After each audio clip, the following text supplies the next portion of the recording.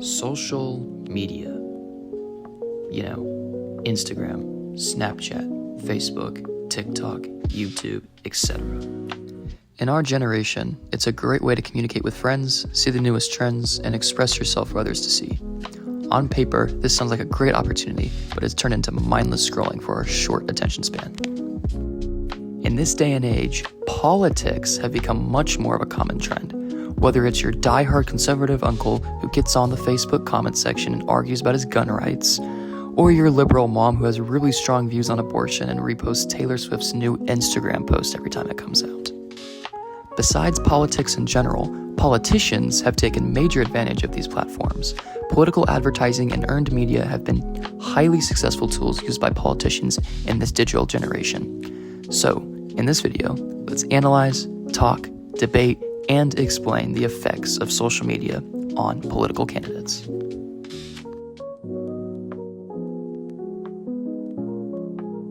Right now, it's 2024. We are in an election year. Every time I open up my phone or TV, it's a political ad. It's become especially prevalent in recent years. Each election is showing more and more importance on social media. Let's look at the two upcoming presidential candidates, former President Donald Trump and Vice President Kamala Harris. Both of these candidates have been thriving on social media platforms, whether it is themselves actually making the content and posting it, or clips of them going viral on platforms. Let's first look at Harris. Here is a clip from the first presidential debate between Trump and Harris. And as of today, there is not one member of the United States military who is in active duty in a combat zone in any war zone around the world. The first time this century. What? But let's understand. So where the are we right now?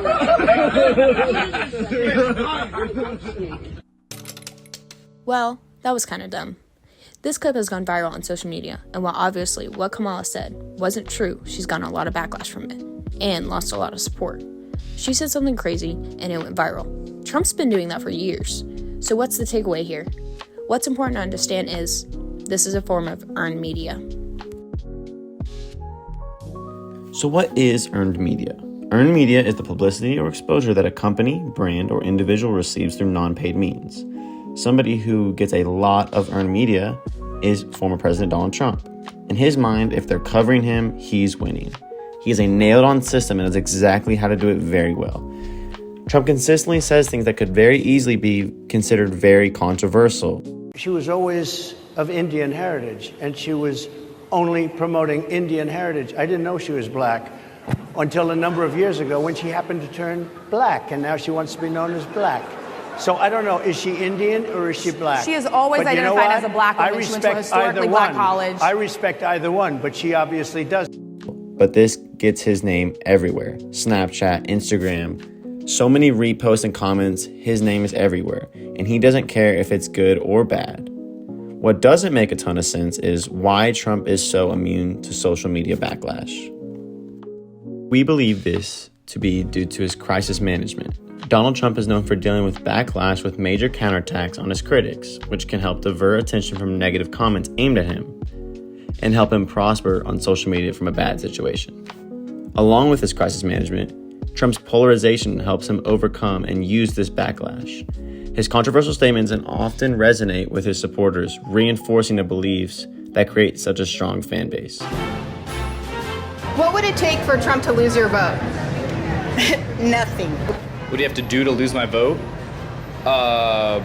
Be a socialist like Bernie or be a criminal like Hillary? What would Trump have to do to lose your vote? Take my guns. Punching a woman right in the face on national TV. Be a child molester. Anything else? That's about it. There's nothing he could do at all. No. Like murder somebody. Well, yeah, that would probably stop it right there. What if a picture of Trump surfaced showing him smoking crack? Would you still vote for him? Absolutely. What if he had a Hitler mustache? Absolutely. What if he said that Japan and South Korea could get nuclear weapons? Absolutely. What if he stood in the middle of Fifth Avenue and shot somebody? Would you still vote for him? Absolutely. On the other hand, Kamala Harris does not have these extreme fans like Donald Trump does.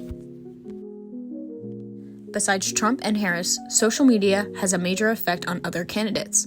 Another example is Hillary Clinton in the 2016 election. It's safe to say that Hillary did not help herself out on this social media.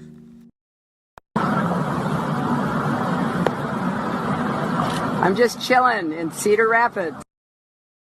What's something that you always carry with you? Hot sauce. Really? Yeah. Really? Yeah. Are you getting information right now? Hot sauce. Hot sauce in my bag, Swag? Hot sauce. Really? Yes. Now listen, I just want you to know, people are going to see this and say, okay, she's pandering to black people. Okay. Is it working? This clip didn't go well with viewers. Neither did the article about Hillary and Your Abuela. Spoiler alert, she really wasn't like Your Abuela. Hillary had a decline in support because of the failed attempt to connect with audiences through the use of social media. Even though Hillary won the popular vote in 2016, she still lost votes in key areas that cost her the election. Another obvious candidate that was heavily influenced by social media was President Joe Biden. In early 2024, he was set to run against the Republican nominee Donald Trump. As Biden entered the race, he faced significant hatred on many socials and couldn't seem to generate the same level of excitement as Trump consistently did. The media favored Trump since he was so much more controversial and interesting to cover. Biden's campaign didn't last very long, and Biden was forced to withdraw from the presidential race to try to find a better opponent. While Trump was on everyone's screen for controversy, Biden found his way onto social media a different way. Eligible for what I've been able to do with the with the COVID. With dealing with everything we have to do with. Look, if we finally beat Medicare. Thank you, President Biden. America is a nation that can be defined in a single word. I was going to put him. It's clear that all these candidates were affected by social media. They either thrived from it or crashed and burned. But was there really an effect? If you didn't know, only 5 to 6% of voters change their minds in elections. The only problem is getting your own voters to vote. Does social media really have an impact on these little numbers? We have data to support that social media does have a major impact. Let's look at the top 2 pieces of data on the first chart. 77% of poll takers say that social media is an effective way to raise public awareness about political issues. 65% say that it was an effective way to change their minds on political issues. Let's look at another graph. On this graph, it shows 64% of Americans say that social media has been a bad thing for democracy. 79% of Americans have also said social media has caused more of a divide in political opinions. And finally, 69% believe it's become less civil. On the graph, you can also see the comparison to other countries. America is the highest out of all of them, on all accounts. These are high numbers. People's minds change through social media, while 5 to 6% seem very little. It can have a major impact on an election, and for the people who don't vote, the raised awareness influences them into a voting booth. These issues are especially important in key swing states in the presidential race. In a place like Oklahoma, a bright red state, there might not be as much advertising. But in a place like Pennsylvania, every single ad during election week was political. They are bombarded with ads because it will have an effect. Hey there, the intro guy is back. We've talked about these 4 candidates in politics: Trump, Harris, Hillary, and Biden. Each have taken their hack on social media. Some have been successful and were able to turn it into a great asset for their election. The 3 others didn't do so well. They tried, I guess, but it ultimately blew up in their face. The point is, social media has become increasingly important each election cycle. It even decided the 2024 presidential election. Trump had an overwhelming victory and will be the next president. This is for a number of reasons, but the one that helped him out the most was his earned media on social media. It, without a doubt, had an effect on his campaign. Trump, he has it figured out, but this will be his last term.